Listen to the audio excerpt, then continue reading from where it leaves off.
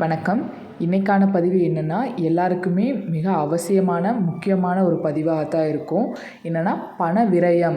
அதாவது பணம் கையில் சேராமல் செலவு ஆகிட்டே இருப்பது. அதுக்கப்புறம் கடன் தொல்லை எப்போவுமே இருந்துகிட்டே இருக்கிறது. பணம் சேராமல் பண செலவுகள் ஆகிட்டே இருக்கிறது. நகைகள் அடகு வச்சுட்டே இருக்கிறது. அடகு வச்சு நகையை மீட்க முடியாமல் இருக்கிறது. அந்த மாதிரி இருக்கிற ஒரு சூழ்நிலைக்கான ஒரு தாந்திரீக பரிகாரம் தான். அந்த தாந்திரிக பரிகாரத்தில் வெறும் தானியம், நம்ம வீட்டில் ரெகுலராக யூஸ் பண்ணக்கூடிய தானியங்களை வச்சு எந்த மாதிரி செஞ்சால், எப்படி செஞ்சால், எந்த மாதிரி துணி வச்சு செஞ்சால், எந்த மாதிரி கலர் வைத்து செஞ்சால் அதை அந்த ஒரு பண விரயம், பண செலவுகள்லேருந்து நம்ம விடுபடலாம் அப்படின்னு சொல்லிட்டு இன்றைக்கி பார்க்கலாம். பணம் கட்டுக்கட்டாக சேரணும் அப்படின்னா, பணம் நகையெல்லாம் அடமானத்துக்கு போகாமல் இருக்கணும் அப்படின்னா இந்த பதிவை கண்டிப்பாக முழுமையாக பாருங்கள். முழுமையாக பார்க்குறதோடு இல்லாமல் கண்டிப்பாக வீட்டில் செயல்படுத்துங்க. கண்டிப்பாக நடக்கும். அதில் இந்த ஒரு 3 தானியங்கள், அந்த ஒரு 3 தானியத்தை நம்ம இது ஒரு முறை செஞ்சால் போதும். அதாவது 6 மாதத்திற்கு ஒரு முறை மட்டும் மாற்றி வைக்க வேண்டும். ஒரு முறை மட்டும் மாற்றி வச்சா போதும். அப்பப்போ வாரத்துக்கு ஒருவாவோ தினமுமோ மாற்றி வைக்க வேண்டிய அவசியம் கிடையாது. 6 மாதத்துக்கு ஒரு முறை மட்டும் மாற்றி வச்சா போதும். அதில் முதல்ல வர்றது பச்சரிசி. 3 தானியங்கள் வைக்கணும். அந்த 3 தானியங்களை ஃபஸ்ட்டாக வர்றது பச்சரிசி. இந்த பச்சரிசி வீட்டில் இருக்கோ இல்லையோ, ஆனால் வீட்டில் இல்லை அப்படின்ற வார்த்தையை மட்டும் யூஸ் பண்ணவே கூடாது. அதுலேயும் பச்சரிசி வீட்டில் இல்லை அப்படின்னு சொல்லவே கூடாது. ஏன்னா மகாலட்சுமியின் அம்சமானது தான் இந்த பச்சரிசி. மகாலட்சுமி கடாட்சம் கொண்ட இந்த பச்சரிசி வீட்டில் எப்போதுமே இருக்கணும். இல்லை அப்படின்ற வார்த்தையை சொல்லவே கூடாது. அதுமாரி நம்ம பச்சரிசியை வீட்டில் உபயோகப்படுத்தாதவங்களாக இருந்தாலும் இனிமேல் கொஞ்சமாக ஒரு 1/2 கிலோவோ 1 கிலோவோ வாங்கி வச்சுக்கோங்க. வீட்டில் யூஸ் பண்ண மாட்டிங்கன்னா அப்பப்போ கொஞ்சம் எடுத்து காக்கா குருவிகளுக்கு தானம் பண்ணலாம். அந்த மாதிரி ஏதாவது புறாக்களுக்கு அந்த மாதிரி போட்டு தானம் பண்ணலாம். பச்சரிசியை வீட்டில் எப்போவுமே யூஸ் பண்ணுறவங்களா இருந்தீங்கன்னா அதில் பிரசாதம் செஞ்சு கூட ஏழை எளிய மக்களுக்கு கொடுக்கலாம். ஏன்னா இந்த பச்சரிசி சந்திர பகவானுக்கு உரியது. மகாலட்சுமி வாசம் செய்யக்கூடிய இந்த பச்சரிசி முக்கியமான ஒரு பொருளாக இருக்குது. 108 பொருட்களில் மகாலட்சுமி வாசம் செய்யக்கூடிய 108 பொருட்களை ஒன்றானது இந்த பச்சரிசி. அதாவது வெண்மை நிற பிரசாதமெல்லாம் கொடுப்போம் இல்லையா, அந்த வெண்மை நிற பொருளில் பண ஈர்ப்பு சக்தியை கொண்ட ஒரு பொருள் இந்த பச்சரிசி. இந்த பச்சரிசியை வீட்டில் எப்போதுமே வச்சுக்கிறது ரொம்ப அவசியம். இதிலிருந்து ஒரு 2 ஸ்பூன் அளவுக்கோ 1 ஸ்பூன் அளவுக்கோ எடுத்துக்கலாம். எடுத்து இந்த பரிகாரத்துக்கு யூஸ் பண்ணுறதுக்காக ஒரே 1 ஸ்பூன் மட்டும் போதும். நிறைய 1/2 கிலோ 1 கிலோ அந்த மாதிரிலாம் தேவைப்படாது. ஆனால் வீட்டில் எப்போதுமே நிறையா வச்சுக்கோங்க. ஏன்னா இந்த பச்சரிசி வீட்டில் இல்லைன்னு சொல்லவே கூடாது.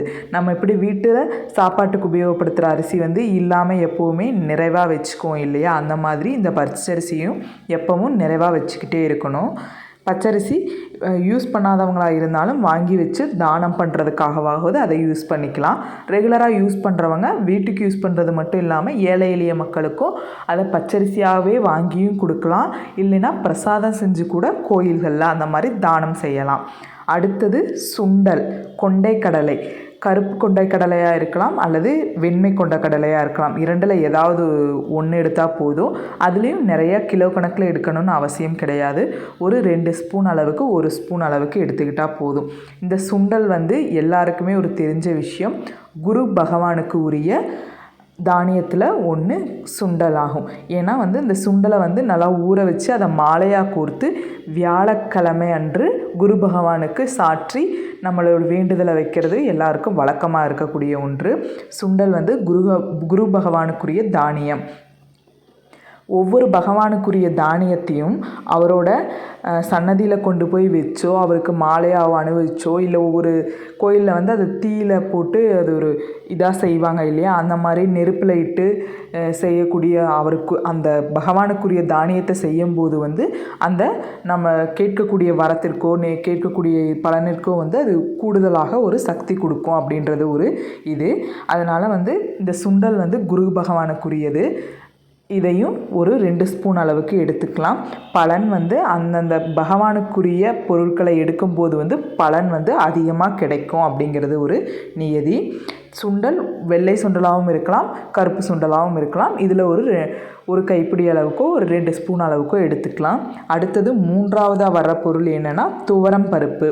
நம்ம வீட்டில் சாதத்திற்கு செய்யக்கூடிய துவரம் பருப்பு, குழம்புக்கு செய்யக்கூடிய துவரம் பருப்பு, அதுவும் வந்து செவ்வாய் பகவானுக்குரியதாக இருக்கிறது. துவரம் பருப்பு அதாவது முருக பகவானுக்குரியது. முருக பகவானை வெற்றிலை தீபம் ஏற்றி வேண்டுவது, செவ்வாய் கிரகத்திற்கு நம்ம கடன் தொல்லை தீரணும், வீடு வாசல் பண பிரச்சனைகள் எல்லாம் தீரணும் அப்படின்னா வந்து செவ்வாய் பகவானுக்கு வந்து செவ்வாய்க்கிழமையில் முருகருக்கு வெற்றிலை தீபம் ஏற்றி வேண்டுவோம் இல்லையா, அதனால் அது ரொம்ப உகந்தது. செவ்வாய் பகவானுக்கு உரியது வந்து துவரம் பருப்பு. இதை வந்து எடுத்து செய்யும்போது வந்து எல்லாமே நீங்கும். அந்தந்த பகவானுக்குரிய தானியங்களை அந்தந்த கிரகங்கள் அப்போது செய்யும்போது வந்து நம்ம வேண்டுதலுக்குரிய பலன் வந்து கூடுதலாக கிடைக்கும் அப்படின்றது ஒரு நியதி. அதனால் வந்து துவரம் பருப்பு செவ்வாய் பகவானுக்கு உரியது. இப்போது 3 பொருட்கள் எடுத்திருக்கோம் இல்லையா, 3 பொருட்களில் முதல் பச்சரிசி, 2வது கொண்டைக்கடலை, 3வது துவரம் பருப்பு. பச்சரிசி மகாலட்சுமி கடாட்சம் கொண்டது. சந்திர பகவானுக்குரிய தானியமாக விளங்குவது பச்சரிசி. கொண்டைக்கடலை குரு பகவானுக்குரிய தானியமாக விளங்குகிறது. துவரம்பருப்பு செவ்வாய் பகவானுக்குரிய தானியமாக விளங்குகிறது. இது 3 பருப்புகளுமே வந்து 3 பகவானுக்குரிய செவ்வாய், குரு, சந்திரன் இம்மூன்று பகவான்களுக்கும் உரிய தானியமாக விளங்குகிறது. இந்த 3 பகவான்களும் வந்து பண ஈர்ப்பு சக்தியை கொண்டவங்க. அதாவது கடன் தொல்லை, வீடு வாசல், பணம் செலவுகள், பண விரயங்களை வந்து குறைக்கக்கூடிய சக்தி கொண்ட பகவான்களாக கடவுள்களாக திகழ்கிறவர். அதனால் வந்து இந்த பச்சரிசி, கொண்டைக்கடலை, துவரம்பருப்பு இந்த 3 பொருளையும் ஒரு 2 ஸ்பூன் அளவு ஒரு கைப்பிடி அளவு எடுத்துக்கொள்ளலாம். இந்த 3 பொருளையும் வந்து தானத்திற்கு அதிகமாக பயன்படுத்துவது ரொம்பவே சிறந்தது. பச்சரிசி, இந்த கொண்டைக்கடலை, துவரம்பருப்பு ஒரு ஏழை எளிய மக்களுக்கு தானமாக செய்வது ரொம்பவே நல்ல ஒரு விஷயம். அதை பிரசாதமாக செஞ்சும் கோவில்களில் கொடுப்பது ரொம்ப நல்ல ஒரு விஷயம். செவ்வாய்க்கிழமை, வெள்ளிக்கிழமை நம்ம வீட்டில் பூஜை செஞ்சுட்டு பிரசாதமாக படைச்சி நம்ம ஏழை எளிய மக்களுக்கு, கோயில்களுக்கு வரக்கூடிய பக்தர்களுக்கு பிரசாதமாக கொடுத்துட்டு வந்தோன்னா ரொம்பவே நல்லது. இதை அதிகப்படியாக தானம் செய்கிறது ரொம்பவே நல்லது. ஏன்னா இது வந்து பண ஈர்ப்பு சக்தியை கொண்ட ஒரு தானியமாக விளங்குவதால் இதை வந்து தானம் செய்வது மிகவும் சிறப்பான ஒன்றாக இருக்கும்.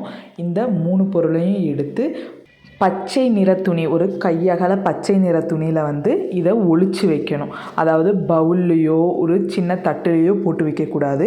பச்சை நிற துணியில் போட்டு பச்சை நிற நூல் வச்சு அதை வந்து ஒரு மூட்டையாக கட்டிக்கணும். சின்ன ஒரு மூட்டையாக கட்டிட்டு அந்த மூட்டையை வந்து சாமி ரூமில் வச்சு நல்லா சாமி கும்பிட்டு ஊதுபத்தி, அதுக்கப்புறம் தூப தீபம் எல்லாம் காட்டிட்டு அந்த மூட்டையை எடுத்துகிட்டு போய் பீரோவில் ஒரு பகுதியில் வச்சிடலாம். பகுதினா நம்ம வந்து பண புழக்கம் இருக்க பகுதியில் அதை வச்சிடணும்.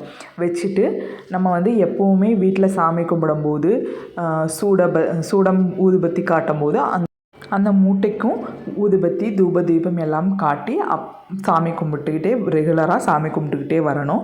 அதை வந்து யாருக்கிட்டேயும் காட்டக்கூடாது. அதாவது அந்த மூட்டையில் நம்ம ஒளிச்சு தான் வச்சுருக்கோம். அந்த பவுல்லையோ தட்டுலையோ போட்டு வச்சுருந்தா தான் யாராவது பார்க்க முடியும். மூட்டையில் ஒளிச்சு வைக்கிறதே வந்து அதை யாரும் பார்க்கக்கூடாது, நம்மளை தவிர அதை யாரும் பார்க்கக்கூடாது அப்படின்றதுக்காக தான். பீரோவில் பணப்புழக்கம் இருக்கிற இடத்துல அதை வச்சிடணும். மூட்டையை பார்த்தா எதுவும் தவறு கிடையாது. அதில் இருக்கக்கூடிய பொருளை வந்து யாரும் பார்க்கக்கூடாது. அதுக்காக தான் மூட்டையாக கட்டி ஒளிச்சு வைக்கிறது, மறைத்து வைப்பது அதற்காக தான். இதை எப்போவுமே வச்சுட்டு வாங்க, வச்சுட்டு பூஜை செஞ்சுட்டு வாங்க. உங்களுக்கு கண்டிப்பாக அதில் அதை வைத்ததுக்கப்புறம் மாறக்கூடிய மாற்றங்கள் கண்கூடாக தெரியும். கண்டிப்பாக கண்கூடாக தெரியும். இதை வந்து 6 மாதத்திற்கு ஒரு முறை மாற்றம் செய்தால் போதும்.